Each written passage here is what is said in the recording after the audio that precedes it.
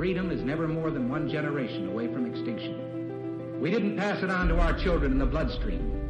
The only way they can inherit the freedom we have known is if we fight for it, protect it, defend it, and then hand it to them with the well-taught lessons of how they in their lifetime must do the same. And if you and I don't do this, then you and I may well spend our sunset years telling our children and our children's children what it once was like in America when men were free.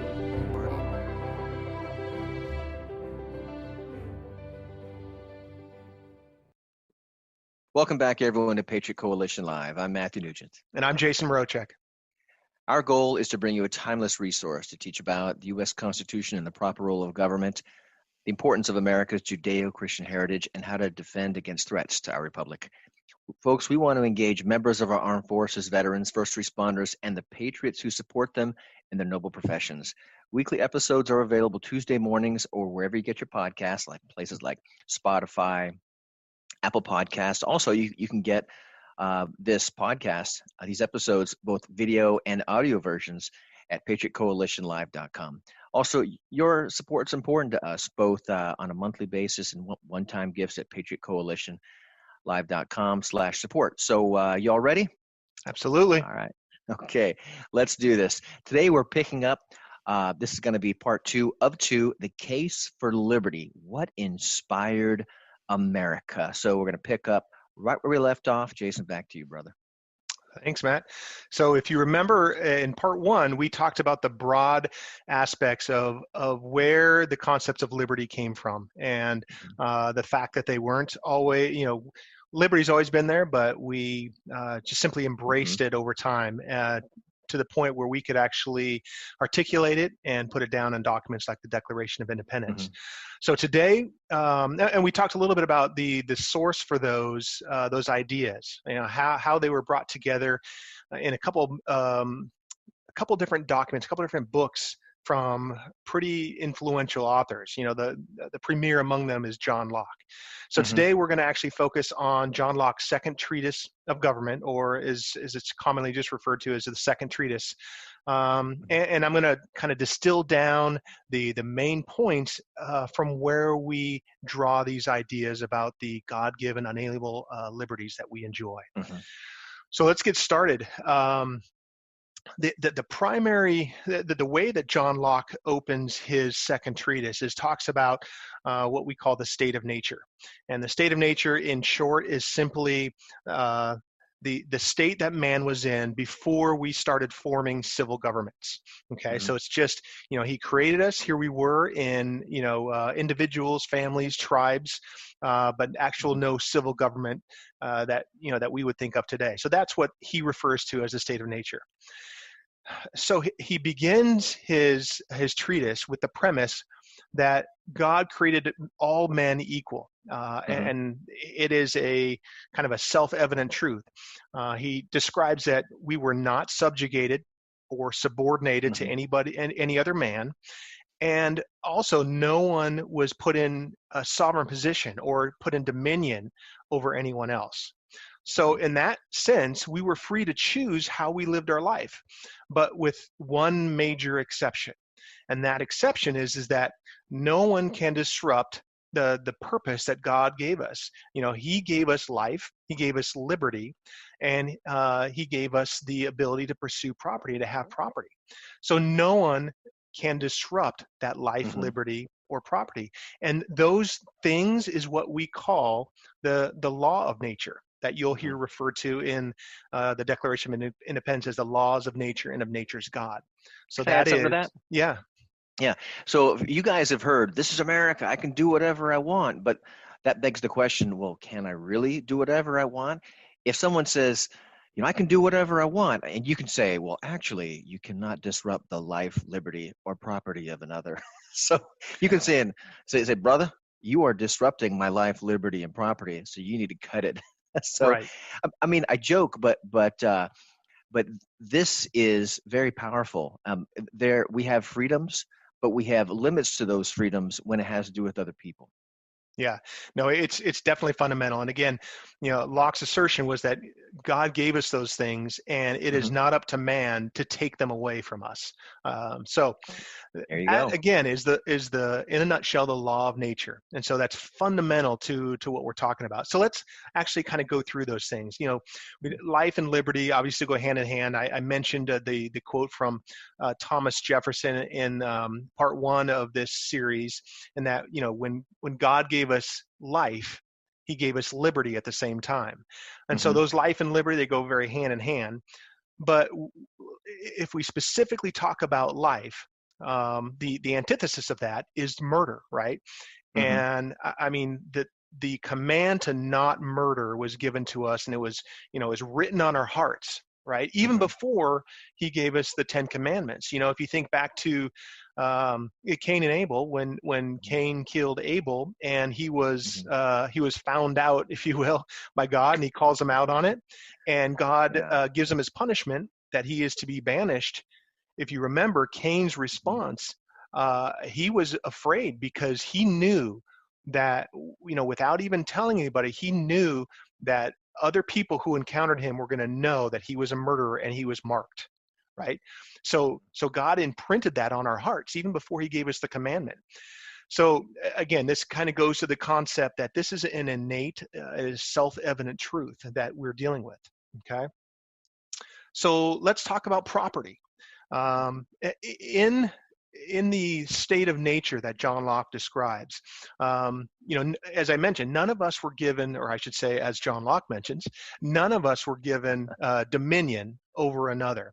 So that begs the question: with everything out there in the world, how is it that we can acquire things? Well, Hmm. Locke called this whole concept community in nature. So we were given the earth as community in nature. So having said that, he also gave Hmm. us the right to preservation. And again, we just talked about the premise that no one can take life, liberty, or property from us, but we have to sustain ourselves. So we have the right to preserve our lives with food and drink. Now, this is the most basic argument that you will hear for it, and that's why we use it.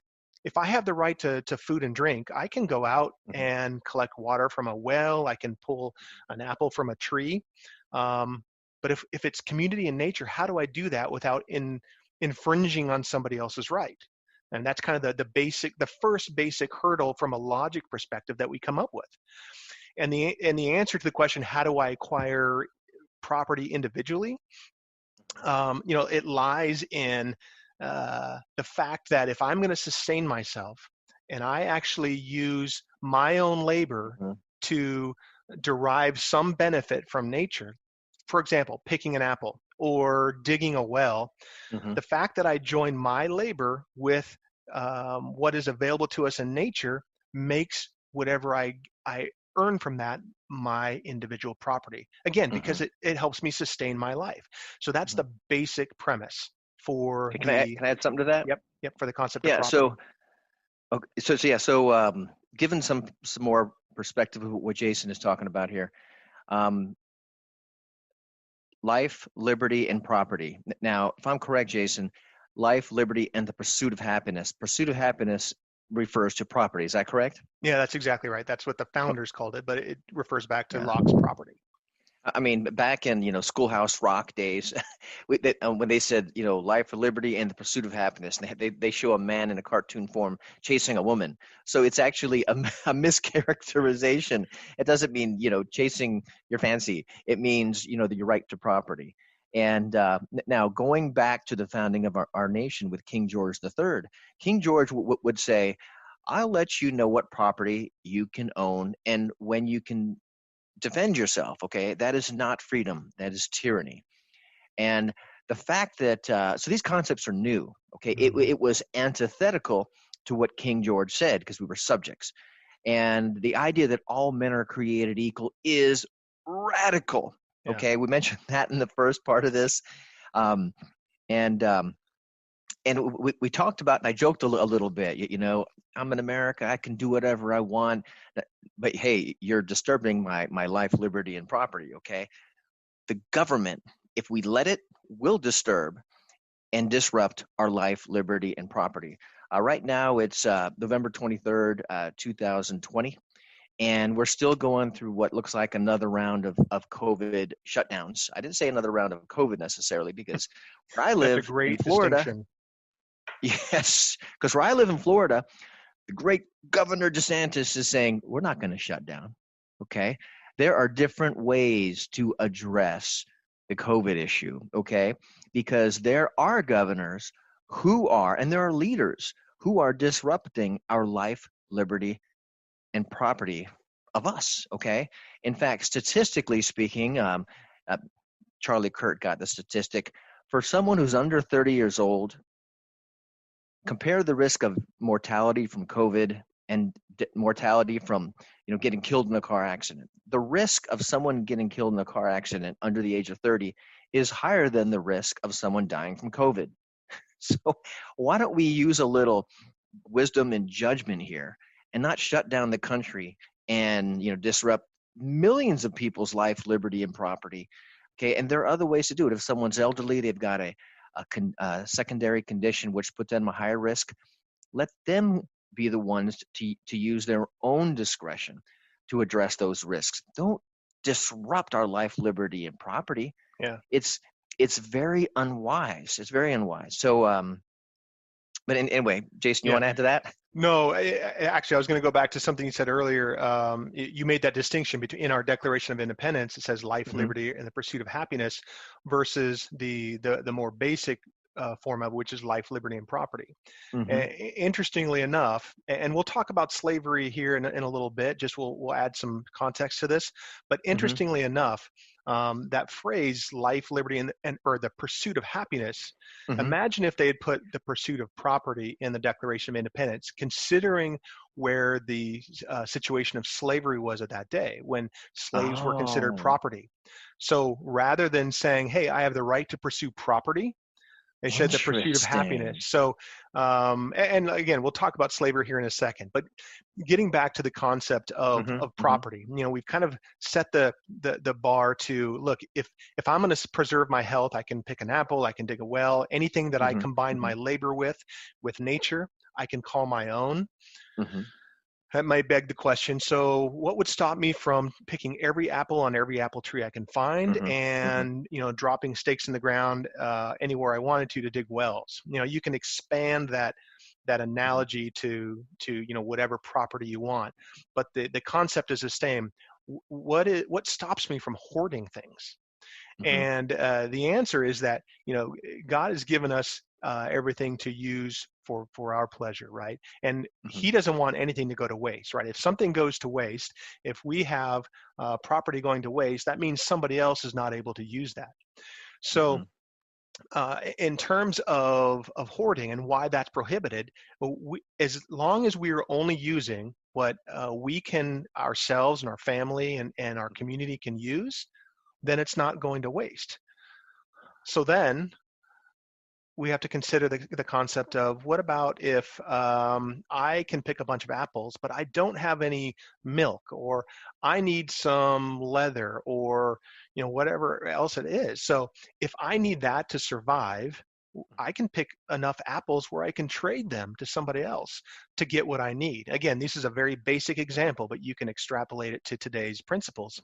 The idea of, I can, if I need to, and it's not just something that I need to survive in and of itself, I can grab a barrel of apples, use it as a store of value, and trade it for something I do need. So in that sense, I can put a fence around an apple orchard and say, this is what I need to survive, because I need half of those to eat, and I need half of them to trade for something else I need to survive. Okay, so we get into this whole concept of, now I can enclose a piece of land so that this is what I reasonably need to survive, or my community or family needs to survive. So that's how we get to the idea of how we can then enclose property and use it for our own survival. So it's interesting that you talk about the use of property. When we grow our business, for example, and you bless other people with it, you're multiplying its value, and you gain wealth versus you say hoarding in it, just store, you just leave it there. It doesn't necessarily gain value. That's kind of an interesting concept. It's really interesting. Yeah, no, and to your point, gaining that wealth again, in John Locke's terms, that is a store of value that you can use to subsist and to benefit your community, your family, your descendants, right? If your descendants also need some sort of means to support themselves, so this store of value can be used in many different senses. So that's that concept of property. So that takes us through, what he says about life, what he says about property, to include, tangible property as well as real property, meaning real estate or land. So then it kind of brings us to the question of, all right, so we have these laws of nature. I can't disrupt the life, liberty, or property of another. And, Matt has set up his homestead with a fence around his orchard, and I can't go in and take his apples or take his water. Who's to stop me if I do, right? Well, according to John Locke and what he writes, the idea that if we have a law and we don't enforce it, the law is in vain. So God would not give us this law if it were not to be enforced. Otherwise, it would be of no use. So when we're in the state of nature, again, meaning that we don't have any sort of civil government, it is up to Matt to defend and execute the law of nature. So if I come and take too many apples and suddenly his family can't eat, he's got to come and take them back from me. And if I won't give them, in order for him to preserve life that God has given him, he has to execute the law of nature, which means he may have to kill me. Right? So if he kills me or, family member for taking too many apples, and my brother or cousin says, you know what, he didn't take too many. He took, you still could have survived. You made poor judgment, Matt. My cousin, my brother, they may come and kill you because you took my life. And then we get into a Hatfield and McCoy situation, right? Yeah. Where it spirals out of control. So this whole idea of that we have to execute the law of nature is one, it's an individual responsibility initially in the state of nature, but it's the first time that we are granted authority over another in the state of nature, and it's only limited by our own reason, our conscience, and our in many regards proportionality. Right? I should only do to you what I need to in order to enforce the law of nature, so that we both can enjoy the laws of nature. Can I add something here? Yeah. If you guys pay close attention to the context of what we're saying, this has to do with individuality, responsibility, and personal property. This is not socialism, communism, and this idea we're talking about here of individual liberty, of freedom, of property. It's in our DNA, and it as an American citizen, it's a treasure. But our country has gotten more and more away from that as we've gotten more socialistic, meaning I want free this, I want free that, I want, whenever you take something for free, actually nothing is free, guys, in this world. Someone had to pay a price for it, or someone will pay a price for it. So I avoid using that word free. Yeah. Okay. Because I remember I was at this, it was a Coliseum, and I don't know what it was. And someone was selling me, for $10, you get a hot dog and a free bag of chips. And I'm like, I'd like 2 free bags of chips. And she's like, well, you got to pay first, so it's not free. Yeah. So people ask for free stuff. You're getting away from personal responsibility. Whenever you get something for free, you lose something of yourself. And when you get it from the government first has to take that from somebody else in order to give it to you, which again is, you can get into the laws of it and the laws of nature, but that's the bottom line there. Yeah. So now we've encountered what the first sort of and the main problem with the state of nature is, and that is that our own biases, our own individual emotions and biases prevents us from judging accurately the how we are going to execute the laws of nature on somebody else, right? We talked about the Hatfields and McCoys. That can just blow out of proportion. And so those biases that we have, we're not really good judges in our own case. And so there's really no, in a state of nature, there's no authority on earth that we can appeal to, because again, we're all created equal. in some sense, have to kill the aggressors to make sure that we can maintain our livelihood. This retribution can just spiral out of control. Mm-hmm. So it's interesting, in Locke's second treatise, he talks about, and this is when he brings in, that civil society is the remedy to the state of nature. This whole biased judging of our own cases. If we take well, we'll get into it, but if we take a limited amount of our own freedoms and we give it to a government, we can remove ourselves from that situation where we're biased. Okay, so John Locke here is a case for a system that government is to enforce the laws of nature, because as the population grows, people need more elbow room. It's once a certain threshold is met, people need a government, and he describes this as a civil society. So, Jason, can you talk about limited temporary government? Yeah, well, and so we sort of talked about it, but at some point, right, we have enough people who are moving around in close proximity where we start to see these problems in the state of nature. As I said, the John Locke solution for the state of nature is to bring about a civil government. And so with a civil government, we can give up a limited and temporary amount of our own liberty in order to allow a government of our own choosing to decide the laws by which we're going to abide by,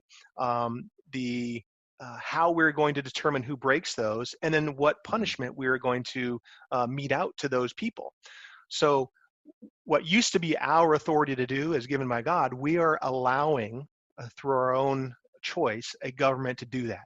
And so that is the first concept where John Locke talks about a civil society, where we're giving some of that limited and temporary authority to them. But notice, if, and for millennia, well, centuries certainly, but millennia probably, the primary way that we set up civil society was through a monarchy.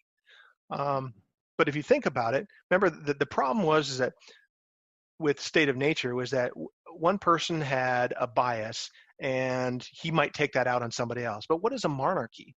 A monarchy is where one person has the ultimate authority and they still have bias. So how can a king act in judgment in something that where he is affected, maybe his wealth, his family, his land, what he considers his? So a monarchy does not solve the problem of the state of nature. And so remember, we talked about how these concepts started to swirl around and gain traction because Locke and Montesquieu and others were starting to talk about them. Well, this is about the same time that the founders started to think about these things. And they realized that absolute power, they have the right to take my life, my property, and in a sense, that puts them in a state of war with us. That's what John Locke calls a state of war. Because if you're putting yourself in a position where I can do anything to you that I want, that goes against the whole concept that God gave us, that we have the right to life, liberty, and property. So this has to be opposed, right? The state of war has to be opposed, which is where the founders found themselves because they started to see the fruits of this in this new paradigm of what John Locke talks about in the civil society. Well, we got the result of that was when we fought a war of independence with them. So this is, again, this kind of takes us up to the present. So now we've kind of incorporated everything that John Locke, in a nutshell, has said about where these ideas of liberty come from. And I promised that we would kind of mention slavery. The concept of slavery, with according to the law of nature, it says that we cannot take somebody's life, liberty, or property. Well, in the same sense, that applies to us too. We cannot take our own life, right? Otherwise, we are in ourselves violating what God has given to us. So if we don't have the authority to take our own life, we cannot give that to somebody else either, as we said. But in a slavery sense, it essentially allows the owner to kill his or her slave if they don't obey, right? So slavery under the laws of nature and nature's God are not allowed. So if Okay. there were slaves basically resisting authority, would lead ultimately to our death because they could just kill us. So, Jason, if the founders were following John Locke and he said slavery is against the laws of nature, why did we have slavery at the founding of our nation? And I know a lot of you are asking that right now. And the reason why you're asking that is, one, we don't get this education in school anymore. If we do, it's short. College professors aren't taught this, and it's not given significance. And we've got a left-leaning media and a left-leaning type of education that's anti-American. So this is a really important topic, and Jason gives a great description of it. Well, as it turns out, right, John Locke wrote the Second Treatise in 1689. Now, at that point, slavery had existed for millennia, right? It was pervasive in the world, different forms of it, but it was an institution that had been around for a long time. So now, 1689 comes, John Locke writes the Second Treatise, well, he writes 2 treatises of government. And then shortly after that, the framers and the founding fathers came together and had to figure out how they were going to create a new nation, right? So from 1689, in an era where you couldn't just send a quick email or a text to somebody, say, hey, this slavery thing is not right? Haven't you read John Locke's the slavery blog, the abolition blog, Yeah, so those things didn't exist. So it took a little bit of time for these I say theories, these ideas to permeate the population of the United States. So at that time, in we'll call it 1775, in the Declaration of Independence, and then 1789 when we started or 1787 when we started to create our Constitution, it wasn't like we could just flip a switch, right? That's right. At that time, the majority of the colonies had already realized that slavery was against the laws of nature as Locke had written, right? Yes, it's sad that it took mankind that long to figure that out, but they figured it out, right? And so I think two colonies at the time, Georgia and South Carolina, were against slavery. Now, and for them, those slaves had been sometimes in the family for generations. So again, this wasn't something you could flip a switch. We eventually got it right, but you'll hear today that slavery happened because we allowed it and systemized it, right? What do they call it? Systemized slavery or systemic racism, right? Yeah. So in fact, it's the opposite, right? It was the switch that we flipped by the Declaration of Independence and the Constitution that helped to overturn it. So what Jason is saying here is that here's the big takeaway. When you study history, and you should, it's important to understand the context of history. Already, one huge takeaway is that the idea of all men are created equal, that was radical because it was a monarchy, there was tyranny, slavery for millennia. And Jason points out, it's very enlightening that we said life, liberty, and the pursuit of happiness, not property, because that would have given more power for slave owners to say they're my property, it's my right to it, which is not a truth. So understand this, the United States and England were the first, Western countries, I think the first countries really, in modern history to illegalize slavery. Specifically, it was new slaves, and we had to eventually, we fought a conflict involving 900,000 casualties, 600,000 of which were deaths within our own country. It's our Civil War in 1861, 1865. So do you know of any other country that has paid such a great price for freedom? Think about that, guys. No. So, so two ideas, and eventually in the early 1900s, women's suffrage were given the right to vote. It was a progression. Okay, so those two and three ideas that all men are created equal, that slavery is against the laws of nature. It took a long time, and it took a great amount of blood in America. So understand that United States of America is one of the, that, and in England, we're very advanced in terms of, freedom and liberty. So remember that, guys, because people are going to tell you this malarkey that America is systemically racist. That is false. That's patently false. Now, there will always be people who are unscrupulous, who have, for some reason, compromised their morals, or who are amoral, okay, that are selfish, and people have their choice, which means they're going to make wrong decisions.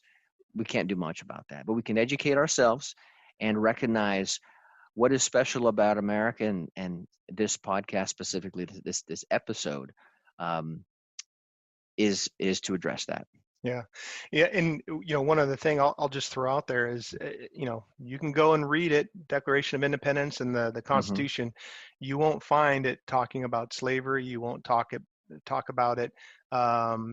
You won't find it talking about color of somebody's skin or their race, right? They're not in there, and for good reason.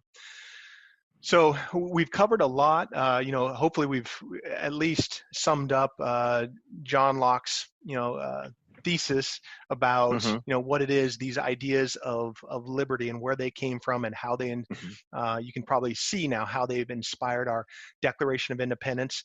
But I'm going to boil them down, because you'll see almost a direct translation into the opening of the Declaration of Independence. So they kind of boil down to several principles of liberty, as we call them. The first is this concept that all men are created equal, equality. So if you remember from, and I'm going to quote from the Declaration of Independence, when in the course of human events, it becomes necessary for one people to dissolve the political bands which have connected them with another, and to assume among the powers of the earth the separate and equal station to which the laws of nature and nature's God entitle them. A decent respect to the opinions of mankind requires that they should declare the causes which impel them to the separation. We hold these truths to be self-evident, that all men are created equal. So I can't help it, man. I got to cheer. I love it. Whenever someone reads the Declaration of Independence, I love it. These founders, they were just, they were brilliant. They were eloquent. They were just concise. Some people will probably say not, but I think so. So again, this concept of all men are created equal. We talk about that. They're separate and equal station, that all men are created equal. It's right there in the Declaration of Independence. So the second principle is the fact that we were given God-given unalienable rights.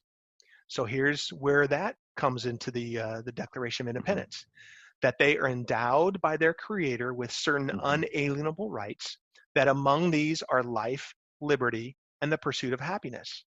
It says it right there, God-given unalienable rights. So that's the second one. So we've got, all men are created equal. We've got God-given unalienable rights. The third one is the purpose of government.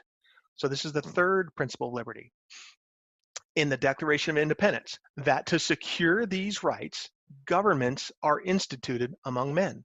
So it tells us the whole purpose of government is that we can secure the rights that we just talked about, life, liberty, and the pursuit of happiness. That's right. The fourth principle, the political sovereignty of the individual. So again, this is coming from the Declaration of Independence, deriving their just powers from the consent of the governed. So the government derives their just powers from the consent of the governed.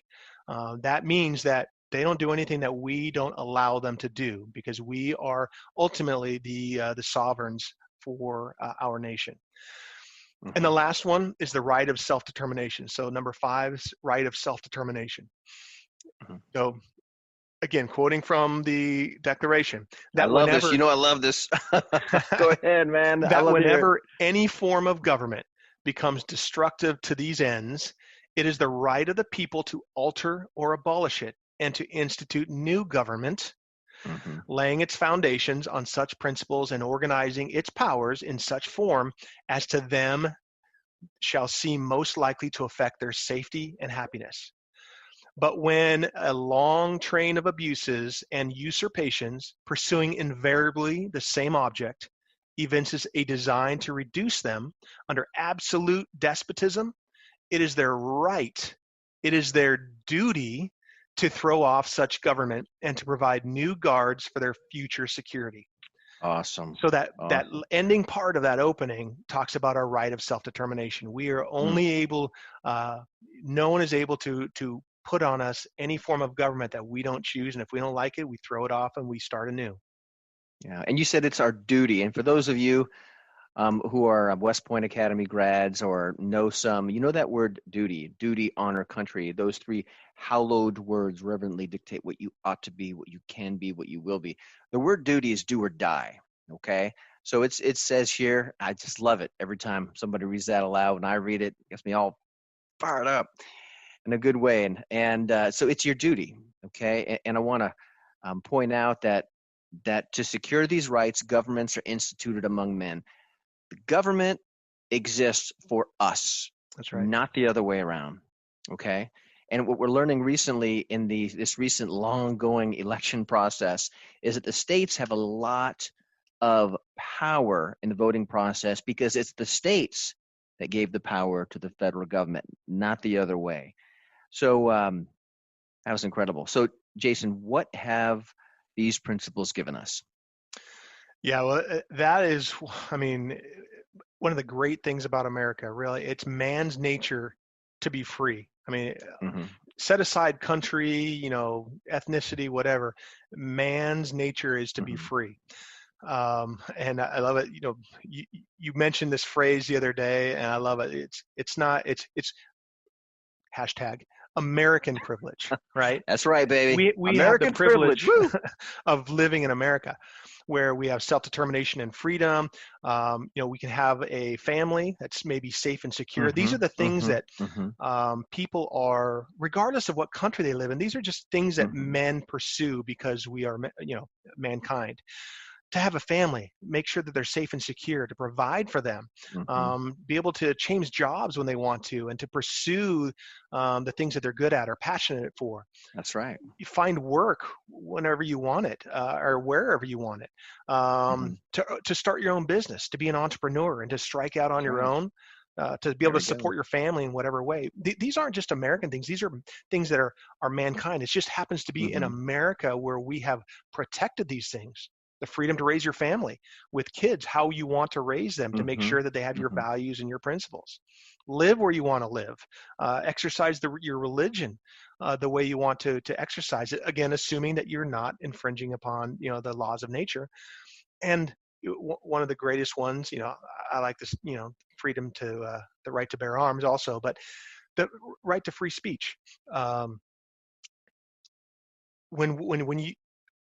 When you have to tell a government that they are now pursuing ends that are destructive to you, your family, your loved ones, the right to be able to say what you want and to tell them and your fellow man, this is wrong and we're not going to stand for it, that's critical. Otherwise, how do you elicit the support of other people?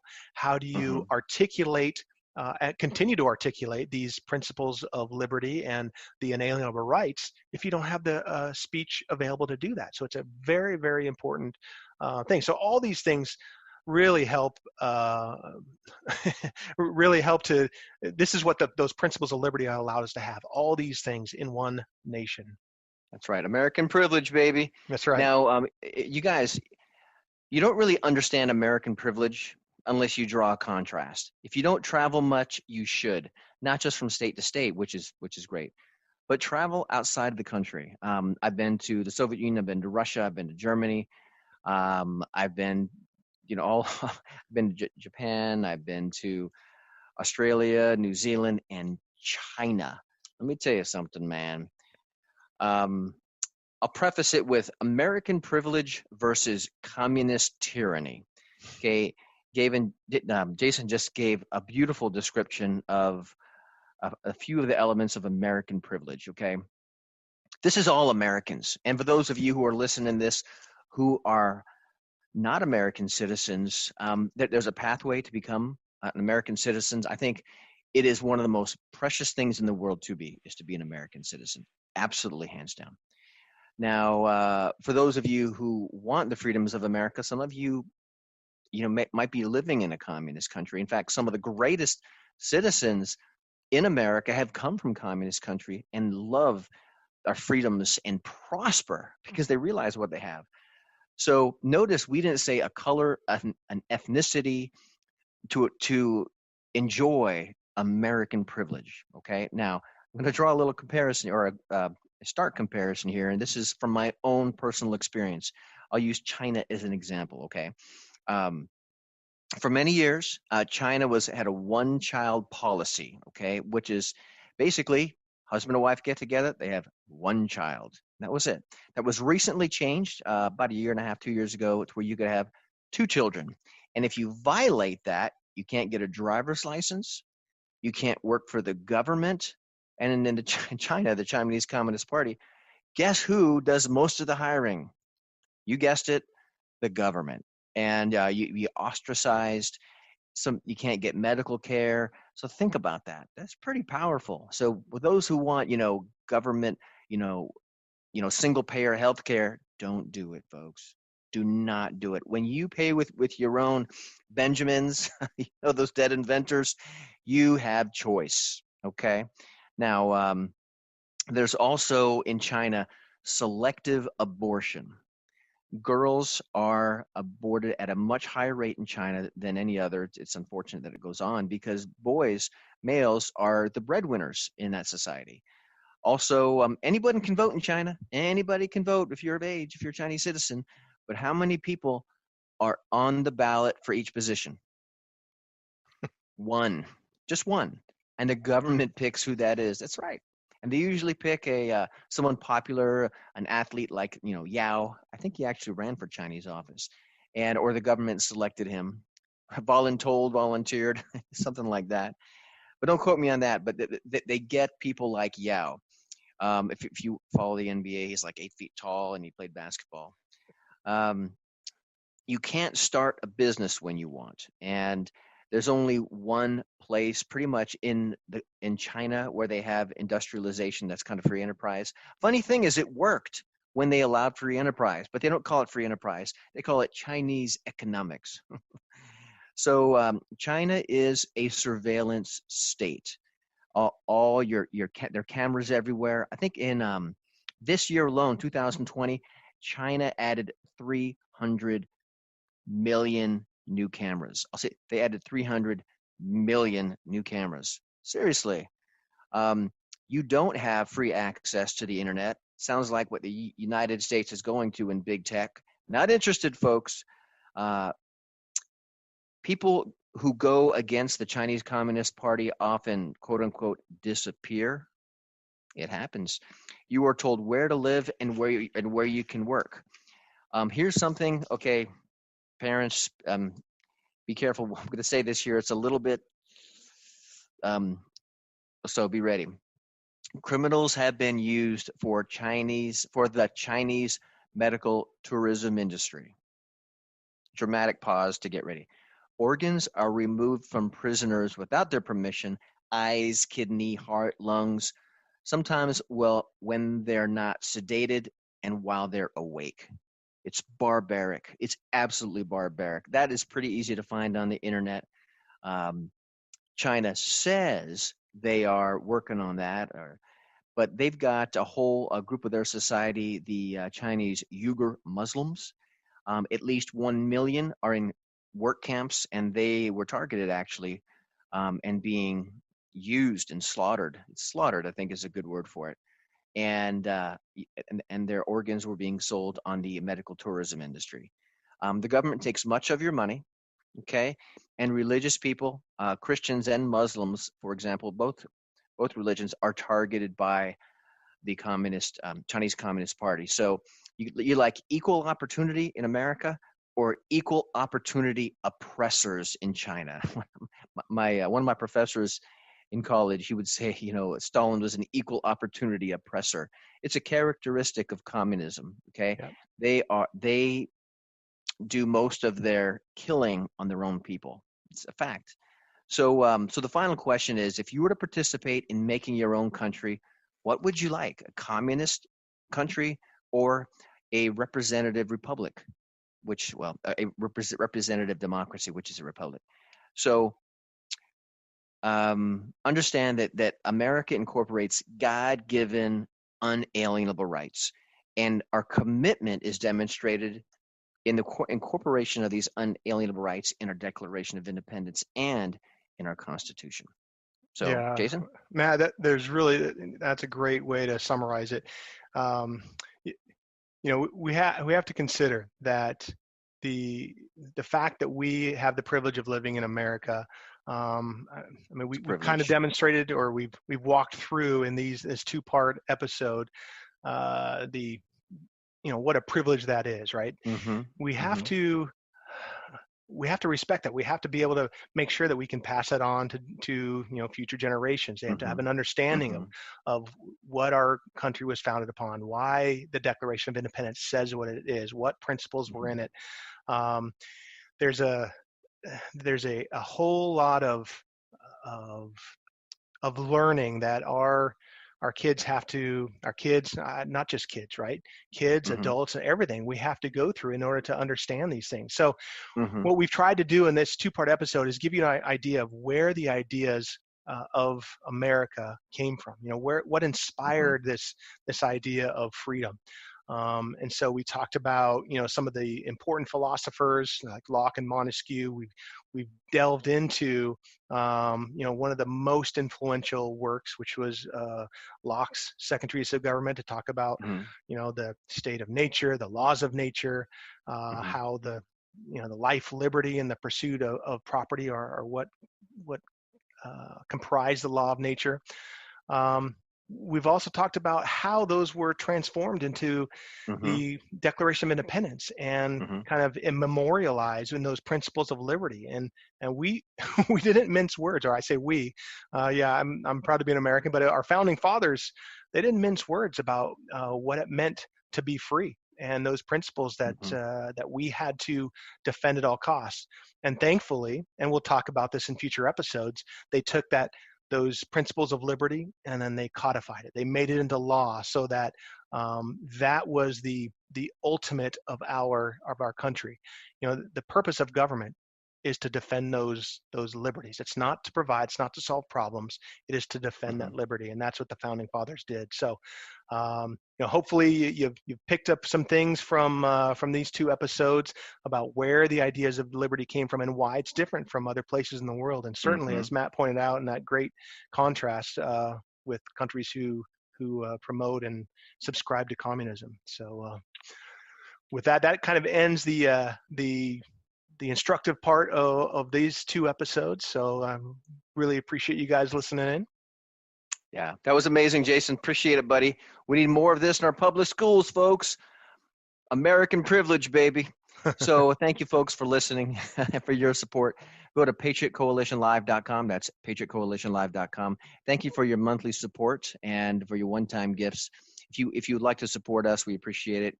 Please go to patriotcoalitionlive.com/support. Please give us a 5-star rating. You can find this in audio and video version at patriotcoalitionlive.com.